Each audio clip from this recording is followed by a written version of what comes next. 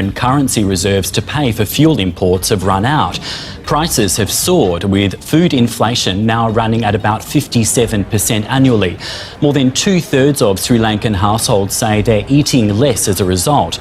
Schools and offices are currently closed to keep people off the streets. People are angry and frustrated, and they're blaming politicians for the budget.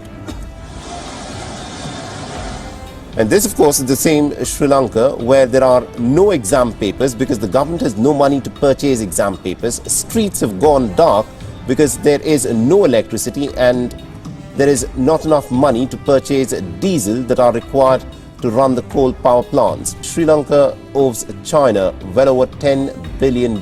A large chunk of these loans were taken by the Rajapaksa government. What added to the crisis was their very ill-timed policies. In 2019, President Gotabaya Rajapaksa cut taxes. Hi everyone. Since month, Sri Lanka news all around. Crisis hit in Sri Lanka, not the only one. Not just Sri Lanka, alarm bells are ringing for many economies around the world. Like Sri Lanka, 9 other nations are teetering on the same edge. In 2022, per capita incomes in developing economies were 5% below pre-COVID levels. There has been economic distress and debt obligations. As a result, fueling protests in many countries. Which are the countries in these dire straits? As per United Nations data, about 1.2 billion people live in perfect storm nations. Let's discuss the reasons of economic distress of its economies one by one.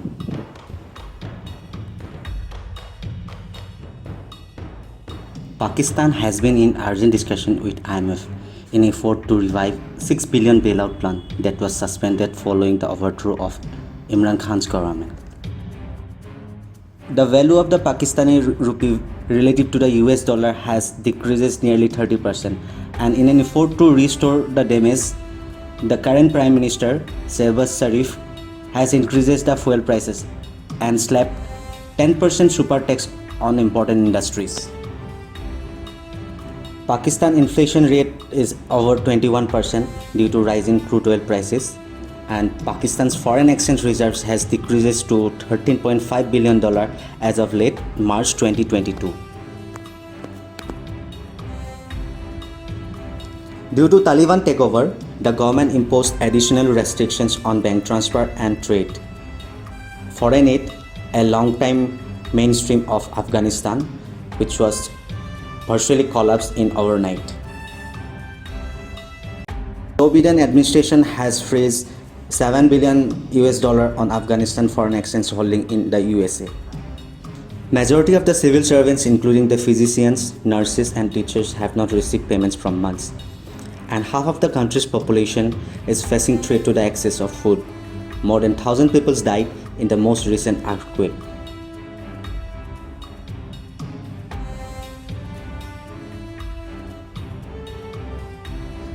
Prior to pandemic, the tiny landlocked nation of Laos has one of the most rapidly expanding economies.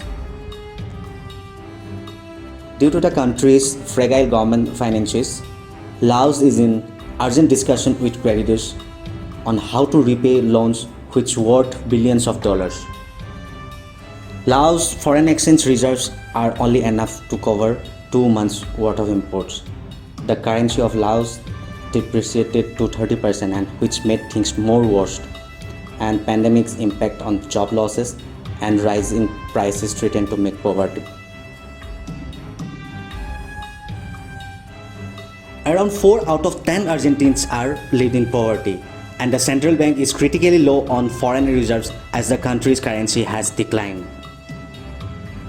More than 70% inflation is anticipated in 2022, and many of the Argentina's public welfare program, which serves millions of people, are funded by strong social movements and which is aligned with the government now. A recent deal with the IMF to restructure $44 billion in debt faces questions over concessions, and critics say it will hinder a recovery. Turkey's problems have been made worse by worsening government finances and widening trade and capital account deficits. There are high and growing debt, over 60% inflation and high unemployment.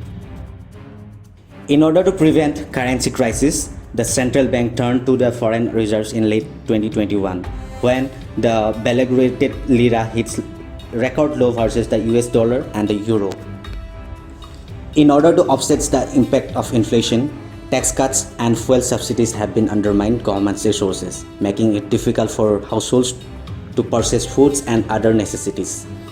Given the high amount of government debt, Turkey's foreign debt is around 54% of its GDP, which is currently in unsustainable level.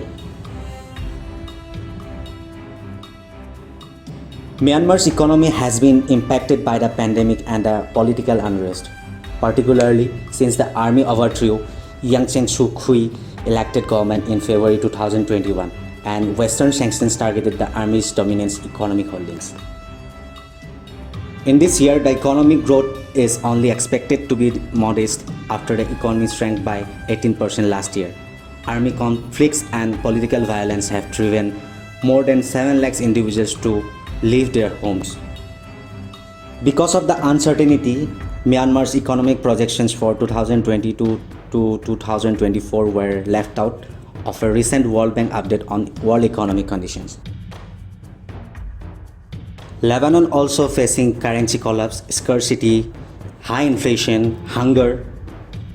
Lebanon also endured a protracted civil war, and its recovery has been delayed by the government due to the incompetence and terror attacks. Proposed taxes in the late 2019 sparked a history of resentment towards the oligarchy and months of demonstration. Lebanon defaulted loan worth rupees $90 billion, which is about 170% of the GDP, and which is one of the highest rates in the world when the currency started to decline.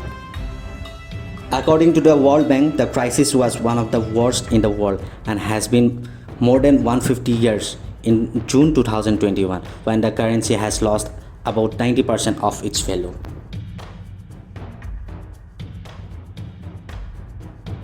Egypt's inflation rate spiked to above 15% in April, inflicting hardship especially for the country's 103 million people, who made up roughly one-third of the poor. Brutal austerity measures, including floating and national currency and reducing fuel, water, energy subsidies, are part of an ambitious reform program. To combat inflation, the central bank increases the interest rate and depreciates the currency, making it harder for Egypt to pay back its huge foreign debt. Egypt's net foreign reserves has decreased, but its neighbor Saudi Arabia, Qatar, UAE have promised to help, pledging $22 billion in deposits and direct investment. The Zimbabwe's inflation rate has risen to more than 130%, fueling concern that weak economy could face a return to 500 billion % hyperinflation rate that occurred there in 2008.